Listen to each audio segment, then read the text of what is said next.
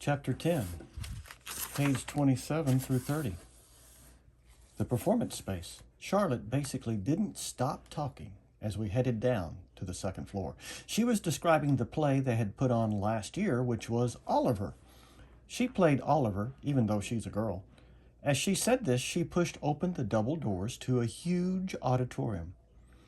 At the other end of the room was a stage. Charlotte started skipping toward the stage. Julian ran after her and then turned around halfway down the aisle. "Come on," he said loudly, waving for me to follow him, which I did. "There were like hundreds of people in the audience that night," said Charlotte, and it took me a second to realize she was still talking about Oliver.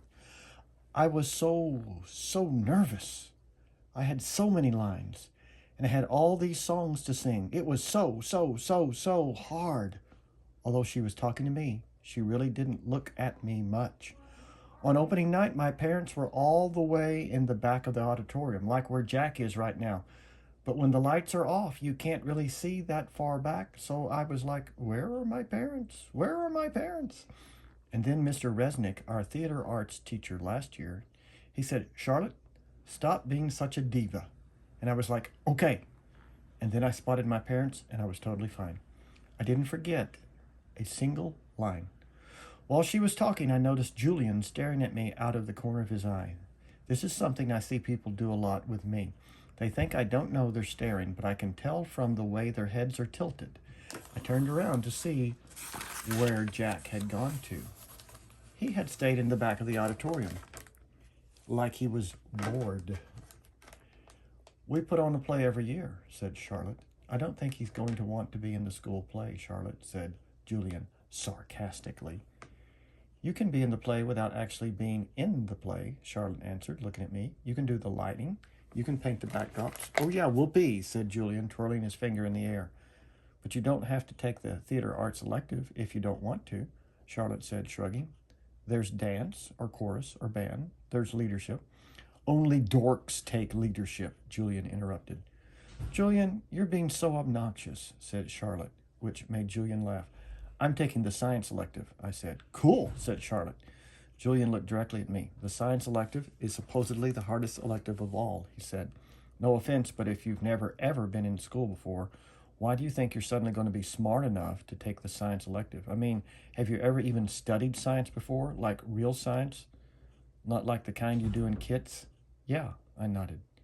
"He was homeschooled, Julian," said Charlotte. "So teachers come to his house?" asked Julian, looking puzzled. "No, his mother taught him," answered Charlotte. "Is she a teacher?" Julian said. "Is your mother a teacher?" Charlotte asked me. "No," I said. "So she's not a real teacher," said Julian, as if that proved his point. "That's what I mean. How can someone who's not a real teacher actually teach science?" "I'm sure you'll do fine," said Charlotte, looking at me. "Let's just go to the library now," Jack called out, sounding really bored. "Why is your hair so long?" Julian said to me. He sounded like he was annoyed. I didn't know what to say, so I just shrugged. "Can I ask you a question?" he said. I shrugged again. Didn't he just ask me a question? "What's the deal with your face? I mean, were you in a fire or something?" "Julian, that's so rude," said Charlotte. "I'm not being rude," said Julian. "I'm just asking a question. Mr. Tushman said we could ask questions if we wanted to." "Not rude questions like that," said Charlotte. "Besides, he was born like that. That's what Mr. Tushman said. You just weren't listening." "I was so listening," said Julian. "I just thought maybe he was in a fire, too." "Geez, Julian," said Jack. "Just shut up." "You shut up," Julian yelled. "Come on, August," said Jack. "Let's just go to the library already." I walked toward Jack and followed him out of the auditorium. He held the double doors open for me, and as I passed by, he looked at me right in the face, kind of daring me to look back at him, which I did.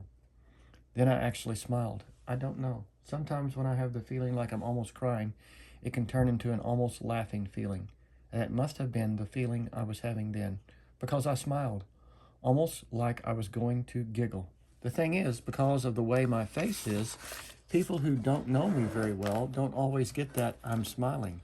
My mouth doesn't go up at the corners the way other people's mouths do.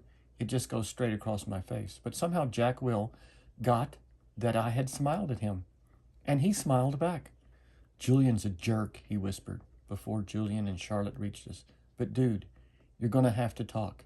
He said this seriously, like he was trying to help me. I nodded as Julian and Charlotte caught up to us. We were all quiet for a second, all of us just kind of nodding, looking at the floor. Then I looked up at Julian. The words supposedly, by the way, I said. What are you talking about? You said supposedly before, I said. I did not. Yeah, you did, Charlotte nodded.